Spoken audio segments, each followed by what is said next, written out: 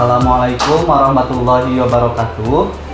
Perkenalkan, nama saya Ahmad Safarudin. Saya mengajar matematika di sekolah PKBM Bonti Sukses Abadi. Nah, di sini saya akan memaparkan materi dalam pembuatan video pembelajaran praktek baik. Di sini saya akan menjelaskan materi matematika dengan judul dengan judul yaitu tentang teorema Pythagoras. Nah, sebelum masuk, apa sih teorema Pythagoras itu? Nah, mungkin sebelum dilanjut, di sini saya ada kata-kata sedikit terlebih dahulu ya. Nah, kata-katanya itu mungkin seperti ini. Kalian tahu angka 0 nggak? Nah, kan 0 itu bisa diibaratkan tidak bernilai ya. Dan 0 jika ditambahkan dengan angka lain, dia akan menjadi angka itu sendiri. Contohnya, 1 ditambah 0, dia tetap menjadi 1. 2 tambah 0, dia tetap menjadi 2. Nah, maknanya apa? Jadi 0 itu ibaratkan seperti diri kita. Jadi kita itu jangan mencampuri urusan dengan orang lain. Jadi untuk urusan orang lain tetap menjadi orang lain, untuk urusan kita tetap menjadi kita. Nah, jadi contohnya seperti itu ya. Jadi jangan ikut campurkan urusan orang lain dengan diri sendiri ya. Gitu. Oke, kita lanjut ke materi ya tentang teorema Pythagoras. Nah, sebelum masuk ke teorema Pythagoras, nah di sini di bagian pertama ada yaitu unsur segitiga siku-siku. Loh, apa hubungannya segitiga siku-siku dengan teorema Pythagoras? Nanti akan dijelaskan ya. Pertama kita akan jelaskan dulu tentang segitiga siku-siku. Apa itu segitiga siku-siku? Segitiga siku-siku merupakan segitiga yang salah satu sudutnya memiliki besar 90 derajat.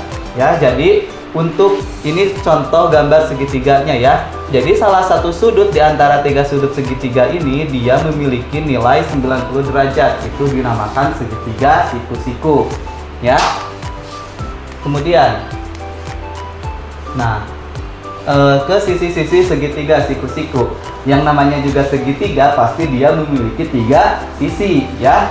Memiliki 3 sisi. Nah, untuk bagian sisi yang tegak lurus yang menjadi sudut 90 derajat itu dinamakan dengan sisi tegak. Sedangkan sisi yang satunya lagi yang miring ini, nah dia dinamakan hipotenusa atau biasanya guru menjelaskan itu sisi miring ya, tapi untuk bahasa ilmiahnya itu namanya hipotenusa.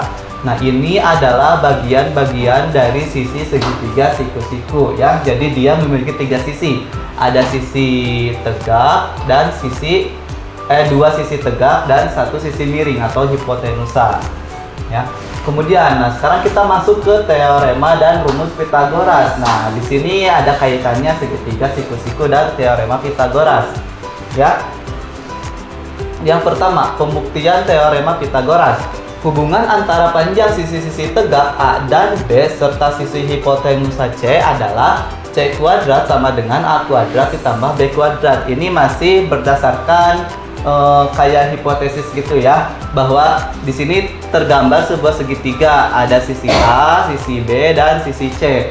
Di sini dijelaskan bahwa C kuadrat itu sama dengan A kuadrat dan A kuadrat ditambah B kuadrat ya.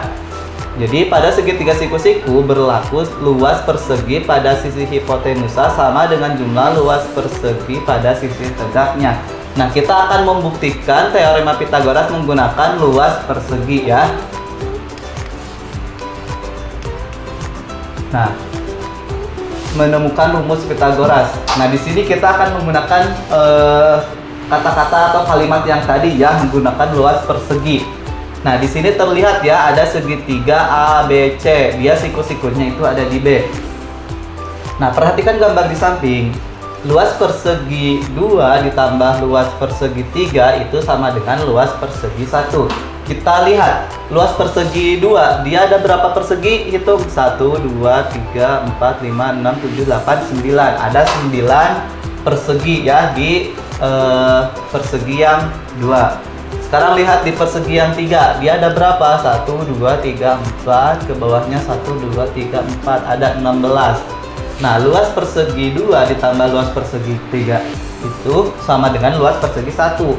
Berarti 9 ditambah 16 itu hasilnya 25. Kita coba hitung apakah persegi ada 25 atau kurang atau bahkan lebih. Kita lihat ya. 1, 2, 3, 4, 5, 6, 7, 8, 9, 10, 11, 12, 13, 14, 15, 16, 17, 18, 19, 20, 21, 22, 23, 24, 25.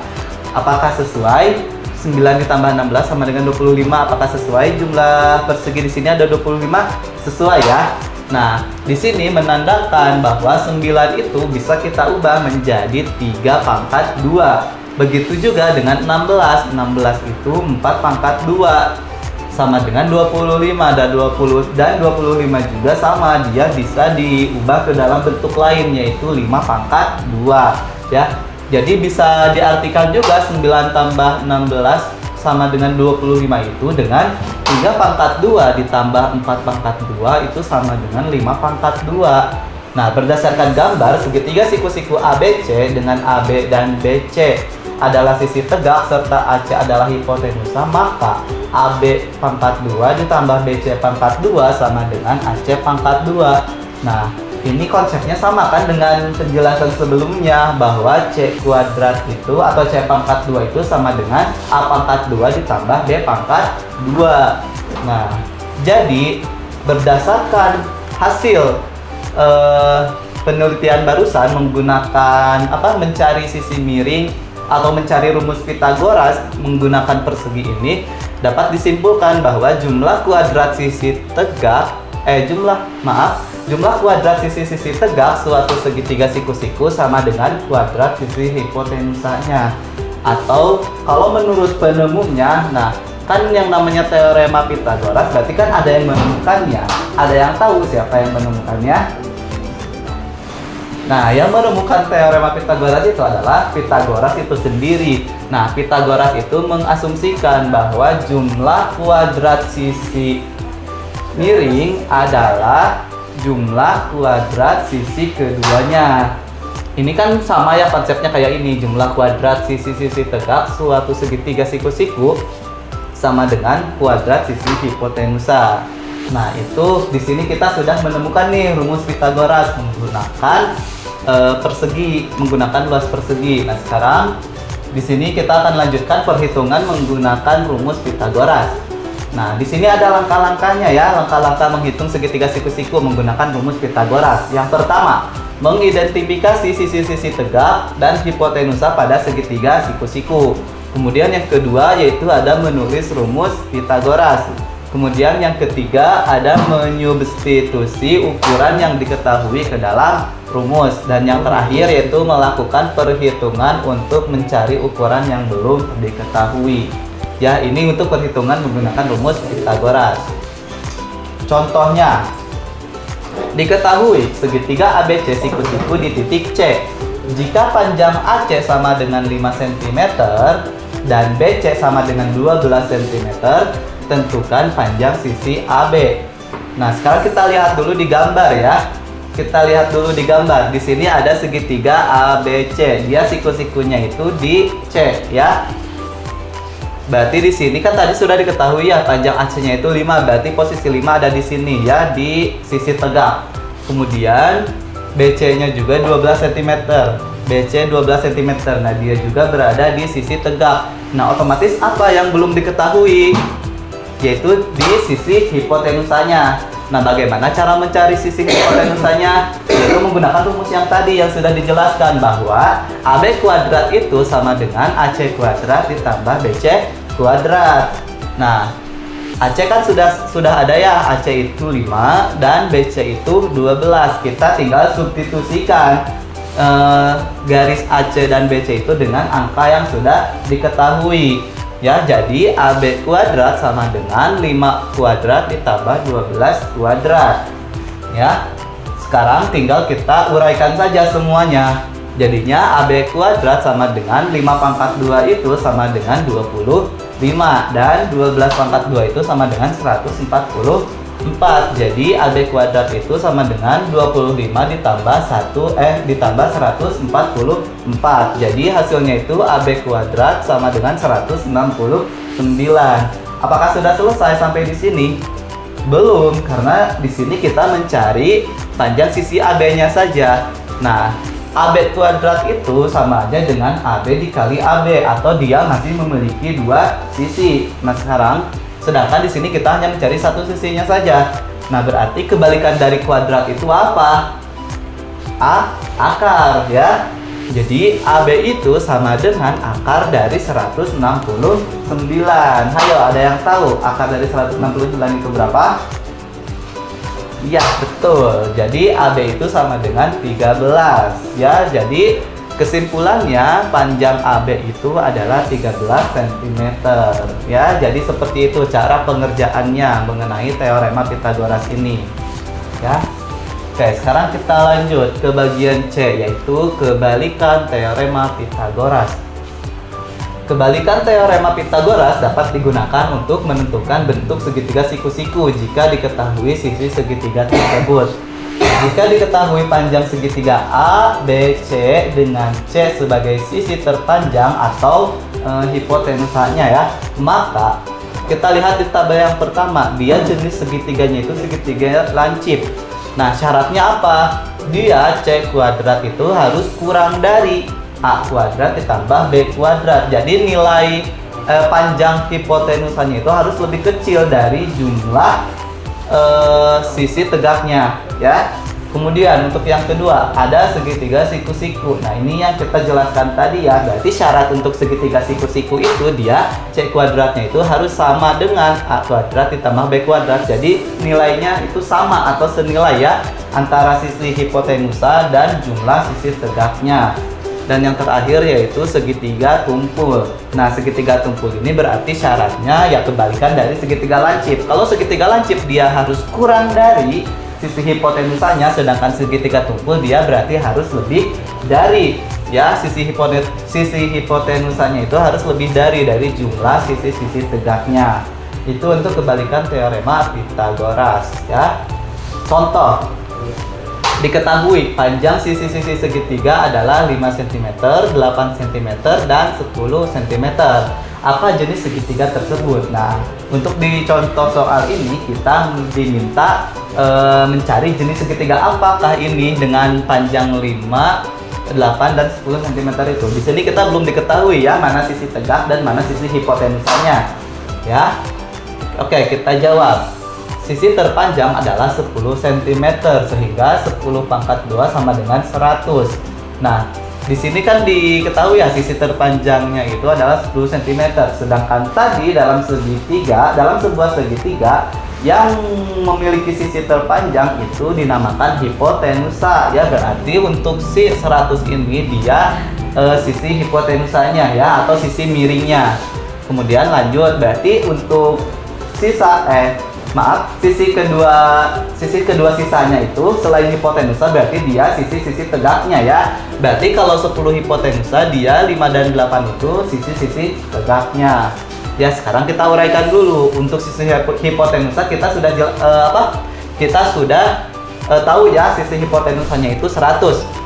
Kemudian kita uraikan sisi-sisi tegaknya, yaitu 5 kuadrat ditambah 8 kuadrat atau sama dengan 25 ditambah 64 sama dengan 89. Sekarang bandingkan, ini kan udah jadi jumlah sisi tegak ya. Kita bandingkan jumlah sisi tegak dengan jumlah hipotenusanya. Dia sama atau tidak? Yang hipotenusanya 100 dan jumlah sisi tegaknya 89. Berbeda ya. Kita lihat panjang lebih besar mana nilainya, hipotenusa atau jumlah sisi tegaknya? 100 dan 89. Oh, di sini terlihat ya bahwa yang lebih besar itu 100, sedangkan 100 itu nilai hipotenusa. Jadi, oleh karena itu 10 kuadrat lebih dari 5 kuadrat ditambah 8 kuadrat. Nah, tadi dikembalikan jenis segitiga apa yang nilai sisi hipotenusanya lebih besar daripada jumlah sisi tegaknya? Apa? Iya, betul ya. Jadi jenis segitiga ini adalah segitiga tumpul ya, karena sisi hipotenusanya lebih besar daripada jumlah sisi tegaknya. Oke, sekarang kita lanjut ke bagian D, yaitu triple Pythagoras. Nah, triple Pythagoras itu adalah 3 bilangan bulat positif yang memenuhi rumus Pythagoras. Di sini teruraikan ya, terjelaskan ya. A kuadrat itu sama dengan M kuadrat dikurangi N kuadrat. Kemudian B kuadrat itu sama dengan 2mn, dan C kuadrat itu sama dengan M kuadrat ditambah N kuadrat. Nah, di sini ada syaratnya ya, bahwa nilai M-nya itu harus lebih dari N, dan N-nya juga itu harus lebih dari 0. Berarti M-nya juga harus lebih dari 0 ya. Jadi dia bernilai positif ya.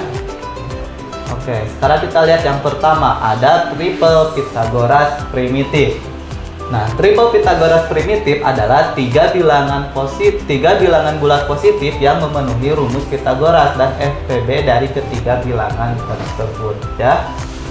Oke, kita lihat di sini bahwa A-nya itu adalah M kuadrat dikurangi N kuadrat dibagi 2, dan B-nya itu M dikali N atau Mn, dan A-nya itu sama dengan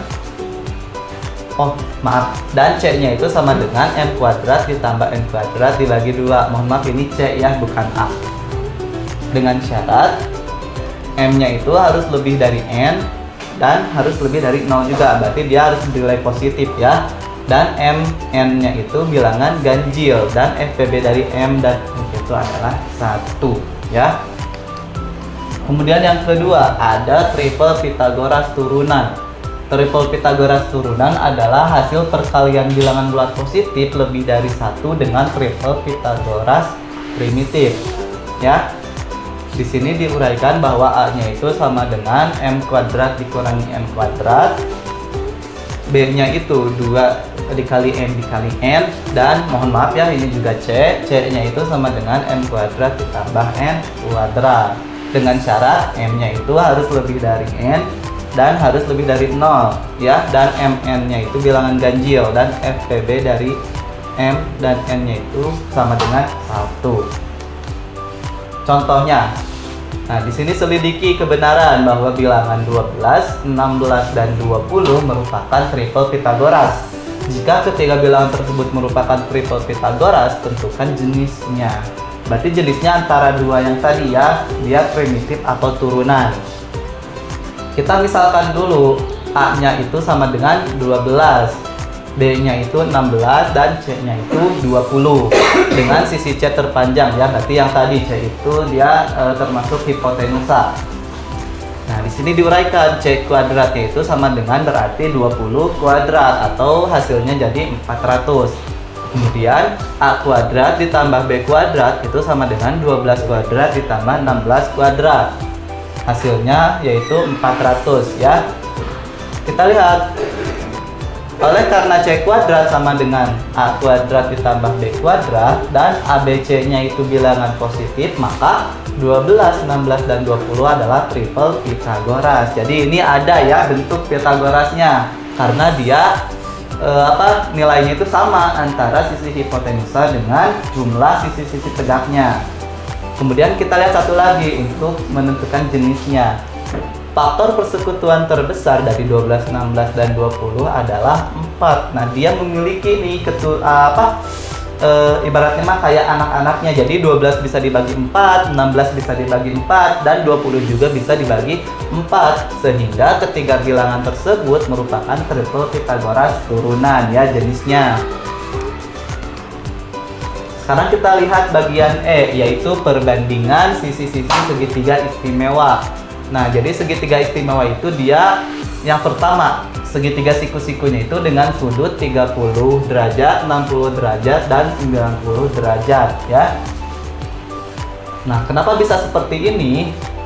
Nah, karena dalam segitiga itu dia jumlah sudut ketiganya itu dia bernilai 180 derajat ya. Itu emang syarat dalam segitiga ya. Dia jumlah sudut-sudutnya itu harus 180, baik segitiga apapun, mau segitiga siku-siku, lancip, atau segitiga tumpul. Dia jumlahnya itu harus 180. Nah, di sini kenapa disebut istimewa? Karena di sini tuh ada berkaitan sama sudut-sudut dalam trigonometri ya. Tapi untuk trigonometri tidak akan saya jelaskan ya, karena itu akan dijelaskan dalam jenjang SMA ya, tidak untuk jenjang SMP. Jadi cukup tahu saja ya. Di sini yang pertama itu menggunakan sudut 30 derajat, 60 derajat, dan 90 derajat ya. Di sini kita gambarkan dalam sebuah segitiga ABC ya, yang mana siku-sikunya di A. Berarti si sudut A ini dia memiliki derajat yaitu 90 derajat ya. Di C-nya 30 dan di B-nya itu 60 derajat. Nah, berarti perbandingannya itu berapa? Perbandingan sudutnya itu 30 antara 30 derajat, 60 derajat, dan 90 derajat adalah, berarti kita misalkan dulu AB banding AC banding BC ya. AB-nya itu di sini M, AC-nya itu di sini M akar 3, dan BC-nya itu 2M ya. Jadi perbandingannya itu M banding M akar 3 banding 2M. Atau bisa kita uraikan dengan cara menghilangkan M-nya menjadi 1 banding akar 3 banding 2 ya. Itu untuk yang pertama, yaitu tentang 30 derajat, 60 derajat, dan 90 derajat ya.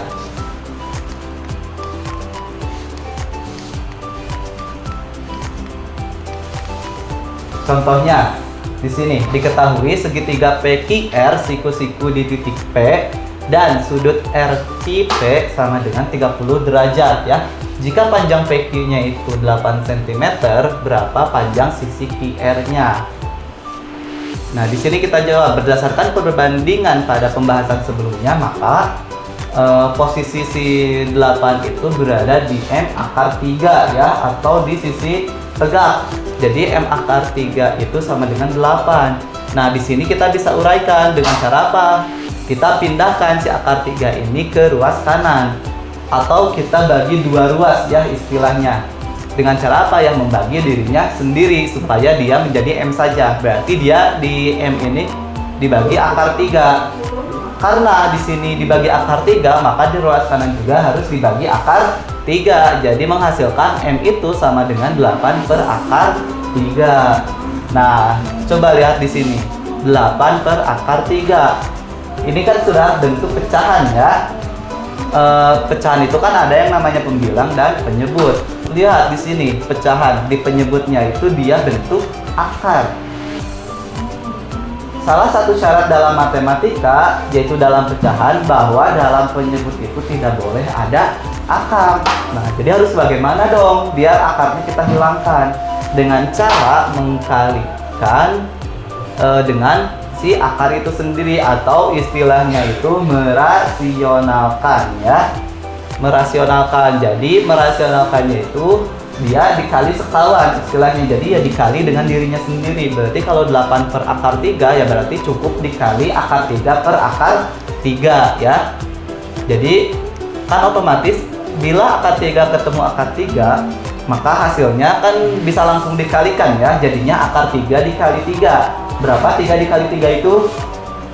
Ya betul, akar 3 dikali akar 3 itu sama dengan akar 9. Nah, sedangkan akar 9 itu berapa? 3 ya. Berarti sudah diketahui bahwa 8 per akar 3 dikali akar 3 per akar 3 itu sama dengan 8 per 3 akar 3 ya. Maka QR-nya itu, berarti kan QR itu dia berada di sisi miring ya. Dia perbandingannya itu di 2M. Nah, tadi M-nya kan sudah kita ketahui. M-nya itu 8 per 3 akar 3. Jadi cukup dikalikan saja, karena 2 kali M berarti 2 dikali 8 per 3 akar 3. Jadi hasilnya itu 16 akar 3 per 3. Jadi panjang sisi QR-nya itu adalah 16 per 3 akar 3 ya. Itu untuk contoh segitiga yang siku-siku yang istimewa ya. Sekarang kita masuk ke yang kedua, yaitu ada segitiga siku-siku sama kaki ya. Nah, maknanya apa segitiga siku-siku sama kaki? Jadi dia sisi tegaknya itu memiliki ukuran yang sama. Berarti di sini ada contoh segitiga ABC dengan siku-siku di A Berarti yang menjadi sisi tegaknya itu adalah panjang AB dan panjang AC. Nah, AB dan AC itu dia senilai atau sama dengan atau sama ukurannya ya. Yang mana berarti jikalau ini panjangnya sama, maka dia kedua sudutnya juga pasti sama. Yang berarti dia nilai sudutnya itu berapa? 45 derajat. Yang berarti perbandingannya bagaimana? Berarti perbandingannya 45 derajat, 45 derajat dan 90 derajat. Kalau kita gambarkan di sini berarti AB banding AC banding BC itu sama dengan, karena dia senilai ya AB dan BC AB dan AC, jadinya dia perbandingannya sama P banding P. Dan yang BC nya itu berarti dia kayak rumusnya tadi, apa, rumus Pitagoras, berarti dia nilainya akar 2 ya, akar 2P. Mohon maaf ya, ini P nya kelewat, ketinggalan. Jadi di sini akar 2P. Jadi jika kita bisa sederhanakan berarti dia menjadi 1 banding 1 banding akar 2 ya. Itu untuk dalam segitiga siku-siku sama kaki ya. Sekarang kita masuk ke F, penerapan teorema Pitagoras. Berarti teorema Pitagoras itu bisa digunakan di mana sih dalam kehidupan? Nah, di sini ada contohnya ya. Di sini ada gambar pohon nih. Kita baca dulu ceritanya ya. Pak Anton akan memetik mangga. Ia menggunakan tangga sepanjang 3,5 meter untuk memanjat pohon mangga. Jika jarak dari pangkal tangga ke pangkal pohon 2,1 meter, berapa ketinggian ujung tangga yang menempel pada pohon dari permukaan tanah ya? Nah, kita perhatikan ilustrasi ini ya. Ini ada satu pohon nih. Nah, ini tangganya ya. Jadi Pak Anton itu ingin metik mangga gitu di atas. Ini di sini nggak ada ya mangganya, berarti mangganya ada di dalam ya, nyumput. Nah, berarti Pak Anton dia posisinya ada di sini ya. Dia udah masang tangga ke sini nih. Panjang tangganya itu 3,5 meter ya. Nah, kemudian di sini tadi diketahui bahwa jarak dari ujung tangga bawah ini ke ujung pohon ujung pangkal pohon yang di bawahnya itu dia jaraknya 2,1 meter. Ya, yang ditanyakan itu berapa nih tinggi si pohon ini? Tinggi pohon pas ditempelin sama tangganya itu. Nah, jadi sekarang kita jawab ya. Dari ilustrasi tadi kan dia udah membentuk apa tuh posisinya? Nah, udah membentuk segitiga siku-siku ya. Berarti T kuadrat itu sama dengan 3,5 kuadrat dikurangi 2,1 kuadrat. Nah, kenapa dikurangi? Karena tadi yang diketahuinya itu sisi hipotenusa dan salah satu sisi tegak. Berarti yang kita cari yang si T itu tinggi pohon itu ya, berarti sisi tegak yang satunya lagi. Kan tadi awal rumusnya itu kan C kuadrat sama dengan A kuadrat ditambah B kuadrat. Nah, berarti ibaratkan di sini kita hanya mau mencari yang A atau B-nya, ya kan? Berarti salah satu kita bisa inverskan. Berarti misalkan kita contohkan di A ya, berarti A kuadrat. Berarti A kuadrat sama dengan C kuadrat. Saat B kuadrat pindah ruas, berarti yang awalnya positif dia tandanya berpindah menjadi negatif ya. Jadi di sini kenapa tandanya itu negatif ya? Maka T kuadrat itu sama dengan 3,5 kuadrat dikurangi 2,1 kuadrat. Kenapa dikurangi? Karena yang diketahuinya itu sisi hipotenusanya dan salah satu sisi tegaknya ya. Otomatis yang ditanyakan dalam persoalan tadi yaitu ya salah satu sisi tegaknya. Jadi yang mana di sini harus dikurangi ya. Jadi T kuadrat itu sama dengan 12,25 dikurangi 4,41. Jadi hasilnya itu 7,84. Nah, itu kan baru T kuadrat ya. Berarti T-nya itu sama dengan akar dari 7,84. Jadi nilai T-nya itu adalah 2,8. Nah, kesimpulannya jadi ketinggian ujung tangga yang menempel pada pohon dari permukaan tanah adalah 2,8 meter. Ya, itu untuk aplikasi atau penggunaan teorema Pitagoras ya dalam kehidupan sehari-hari. Ya, mungkin hanya itu yang bisa saya sampaikan. Terima kasih atas perhatiannya. Mohon maaf apabila ada kata-kata yang kurang berkenan ya. Mohon dimaafkan. Sebelum ditutup, saya ada pantun dulu.